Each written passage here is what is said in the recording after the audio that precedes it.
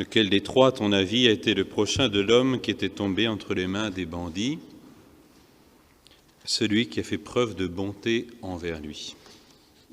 Chers frères et sœurs, nous devons réapprendre de l'intérieur à prendre le risque de la bonté, pour reprendre les mots de Benoît XVI. C'est le message de cette parabole.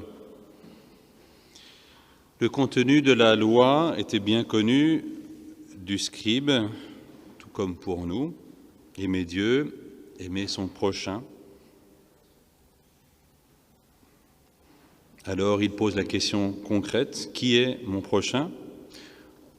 En Israël, à cette époque-là, le prochain, c'était un membre du peuple élu ou quelqu'un qui résidait dans le pays. Donc le prochain s'appliquait d'abord, enfin l'amour s'appliquait d'abord à la communauté d'Israël, la communauté solidaire d'Israël. Et on pourrait dire c'est ce qui se passe spontanément chez nous encore aujourd'hui. C'est à ceux qui nous ressemblent. Certains scribes enseignaient à cette époque-là que les hérétiques, les schismatiques ne faisaient pas partie des prochains. Ceux qui ne pensent pas comme nous, qui sont nos ennemis à cette époque-là, ce sont les Samaritains.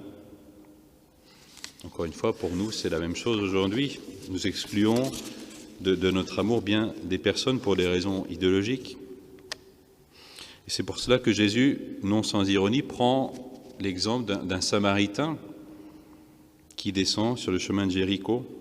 Lui, le schismatique, l'étranger, ne craint pas pour sa vie et se porte au secours de cet homme blessé sur le chemin. Avec cette parabole, Jésus veut nous faire comprendre qu'il ne s'agit plus de faire le tri entre les prochains pour savoir qui c'est qu'il faut secourir, qui il faut aimer, mais il s'agit de se laisser toucher. Il s'agit de réapprendre, de prendre le risque de la bonté. Il s'agit de devenir nous-mêmes intérieurement bons et de chercher comment servir au mieux le prochain. Les obstacles sur ce chemin sont nombreux. Reprenons notre parabole. D'abord, rester à un niveau intellectuel. Ce scribe voulait sans doute jauger l'intelligence de Jésus, du maître de Nazareth. C'est intéressant comment Jésus le fait cheminer, il le renvoie à sa propre connaissance des Écritures, il suscite en lui les vraies questions. Qui est mon prochain?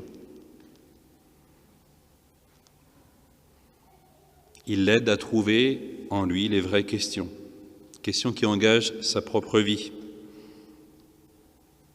Et Jésus ne fait pas seulement que interroger sa quête intérieure, il l'invite à retrouver son cœur profond et à agir avec cette parabole. Quels autres obstacles y a-t-il sur ce chemin donc de la bonté?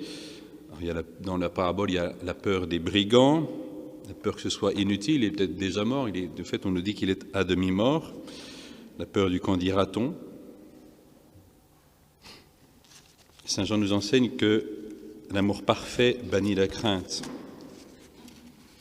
Autrement dit, le centre, c'est la douleur de mon prochain. C'est lui d'abord qu'il faut secourir. Il ne faut pas se regarder soi-même. Ce que je peux faire n'est peut-être pas grand-chose, mais c'est toujours possible. Je me souviens par exemple de cette histoire de Mère Teresa qui raconte que lorsqu'elle était en Angleterre, à Londres, elle voit quelqu'un prostré par terre. Elle s'approche, lui prend les mains, et la personne donc, qui était prostrée, toute émue, simplement le fait qu'on lui ait pris les mains. Elle dit, ça fait tellement longtemps que je n'ai pas senti des mains, la chaleur d'un amour qui s'approche.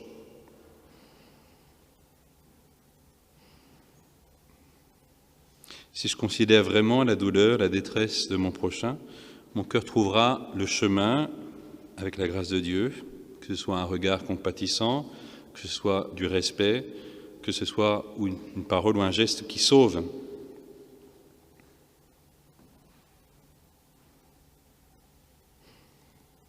Un autre obstacle qui nous empêche de prendre le risque de la bonté, on pourrait dire des considérations politiques, n'est pas de mon bord, il ne fait pas partie de ceux qui ont droit à ma charité, à ma bonté. Alors là, évidemment, c'est précisément le message de cette parabole qu'il s'agit de laisser, de ne pas faire de tri entre les personnes, de ne pas faire acception des personnes, mais de laisser mon cœur être ce qu'il est, de laisser vibrer. Si nous ne sentons pas la force, considérons l'amour de Jésus qui lui a fait le premier pas, qui lui s'est abaissé,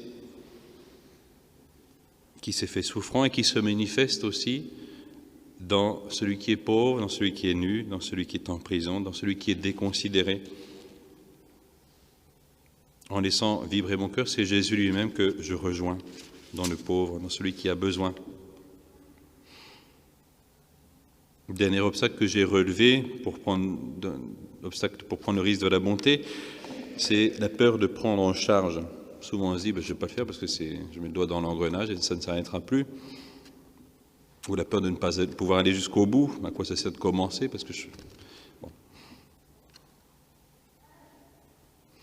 De fait, la parabole nous enseigne que je ne suis pas tout pour le prochain et il conduit cette personne, il la guérit, enfin il la soigne et il le conduit à l'auberge. Autrement dit, il n'est pas tout pour lui. Mais personne ne peut faire ce travail à sa place. Personne ne peut faire le travail à ma place de le conduire jusqu'à cette auberge et de payer un petit peu d'avance. Chers frères et sœurs, laissons-nous toucher par l'amour de Dieu qui se donne dans l'Eucharistie, qui se donne dans ses lectures. Laissons-nous toucher maintenant pour avoir le cœur ouvert à la détresse de nos frères, pour pouvoir prendre le risque de la bonté.